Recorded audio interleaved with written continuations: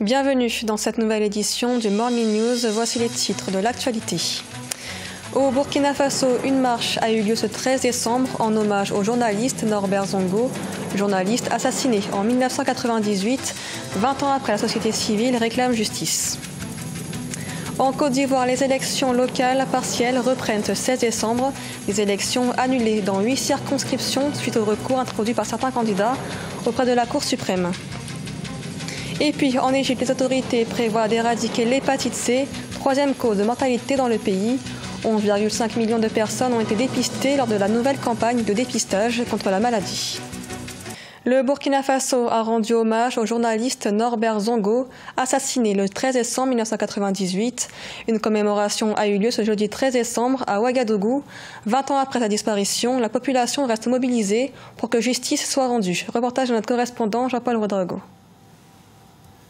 20 ans après son assassinat, la mémoire du journaliste Norbert Zongo reste vive chez les Burkinabés. Ce jeudi 13 décembre 2018, un hommage lui a été rendu à travers une série d'activités, comme chaque année à Ouagadougou, une cérémonie de recueillement et de dépôt des gerbes de fleurs sur les tombes des journalistes et de ses compagnons a ponctué la commémoration. Norbert Zongo, après 20 ans de lutte, de sueur, de larmes et de sang, le peuple du pays réel est encore debout et renouvelle son engagement à poursuivre la lutte afin que vérité et justice soient rendues à toi et à tes compagnons d'infortune.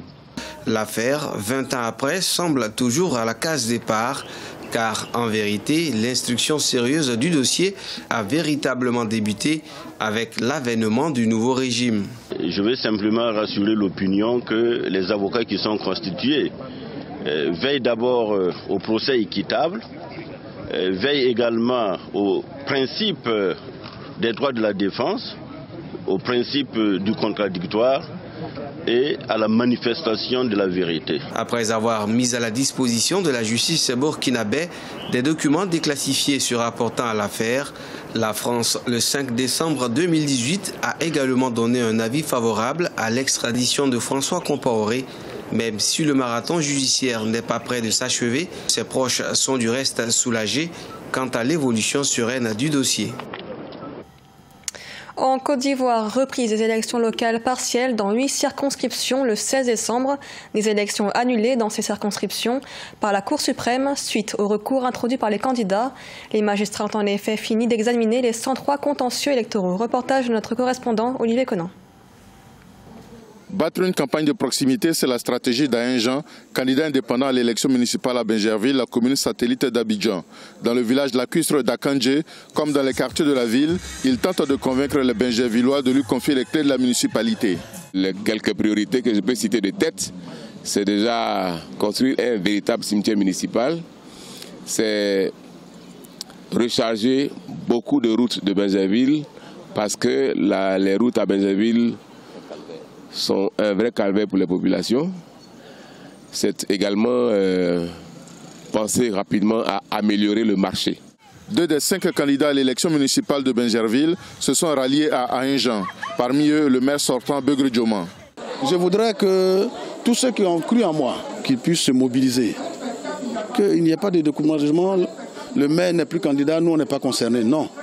Le maire veut transférer, veut remettre le flambeau à celui qui peut assurer la continuité. J'appelle tous les électeurs de Bingerville à se mobiliser comme un seul homme le 16 décembre pour faire d'Ahin le 4e maire de Bingerville.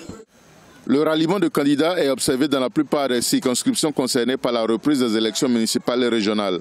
Ainsi, dans la commune de Port-Boué, le candidat indépendant Aka Maxime appelle à voter pour Sylvestre Remou, candidat du Parti démocratique de Côte d'Ivoire. Toujours en Côte d'Ivoire, un jeune Ivoirien, Emmanuel Kouassi, veut réformer l'enseignement dans son pays. Grâce à un programme dénommé Sciences mutationnelles, il fait la promotion des langues locales du pays. Ce programme rassemble déjà 500 élèves de 5 établissements. Reportage de notre correspondant, Olivier Jacotan. Dirigeant d'une fondation à caractère scientifique, ludique et culturel, Emmanuel Kouassi veut révolutionner le système éducatif ivoirien, voire africain.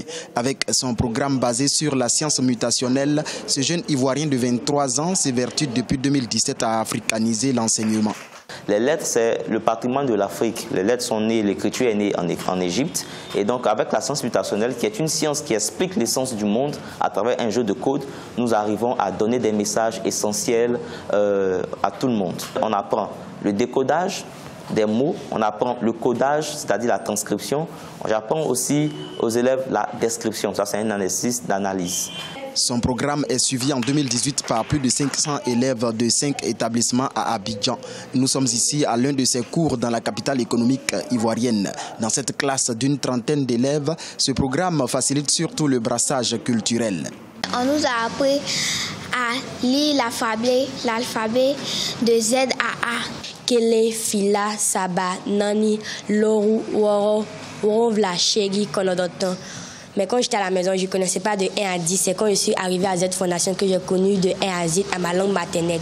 En 2019, Emmanuel Kouassi veut conquérir tous les établissements de la Côte d'Ivoire avec ce programme. Pour ce faire, ce 15 décembre 2018, il le présentera officiellement aux autorités ivoiriennes. Éradiquer l'hépatite C d'ici 2022, c'est l'objectif du gouvernement égyptien. Pour y arriver, des avancées considérables ont été effectuées dans le pays, et cela grâce à sa campagne nationale de lutte contre l'hépatite C, une maladie qui fait des ravages dans le pays. Reporte un sujet de la rédaction. L'Égypte lutte contre l'hépatite C, une maladie qui touche près de 4,4% des adultes égyptiens et environ 40 000 personnes meurent des effets du virus VHC chaque année, faisant de l'hépatite C la troisième cause de mortalité dans le pays. Le gouvernement a donc lancé une campagne de dépistage depuis octobre 2018. Objectif, éradiquer la maladie d'ici 2022.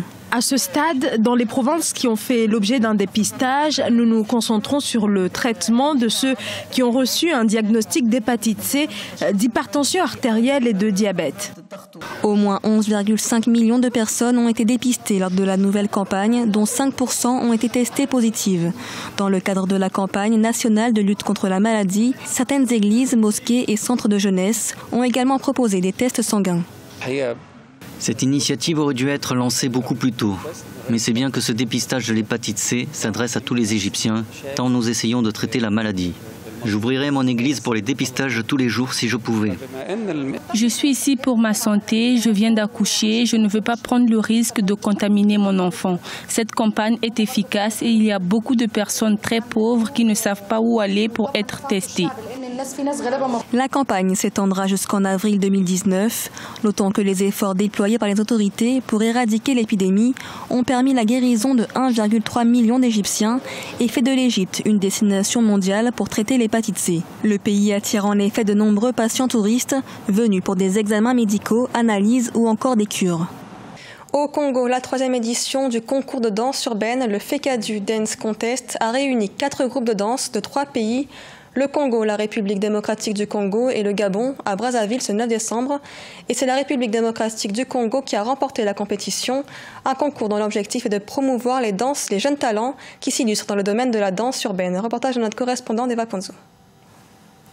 Les Quinois du groupe de danse urbaine, All Premier Crew, ont remporté dimanche 9 décembre à la préfecture de Brazzaville le concours FECADU Dance Contest édition 2018. Les danseurs de la République démocratique du Congo ont retenu l'attention du jury et du public à l'issue du battle final face à leurs adversaires d'Universal Dance de Brazzaville. Je suis vraiment rempli de joie parce que c'était l'une des objectifs, l'une des ambitions.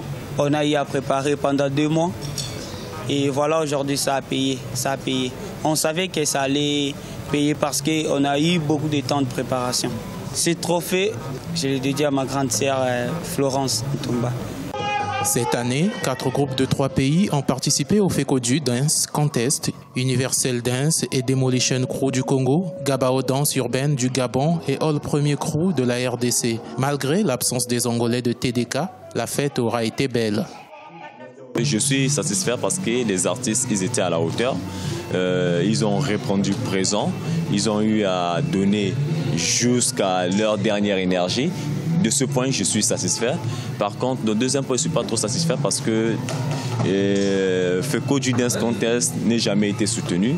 Et nous faisons par nos propres moyens et c'est vraiment dur pour faire venir des artistes de l'étranger. Depuis 2014, l'année de la première édition, le FECODU Dance Contest promeut la danse urbaine en rassemblant les meilleurs groupes de 4 pays. Face aux difficultés financières éprouvées par les organisateurs et à l'absence des sponsors, la tenue de la 4e édition semble incertaine. Ce journal a été réalisé par l'ensemble de la rédaction. Merci de l'avoir suivi. L'actualité continue sur Africa 24.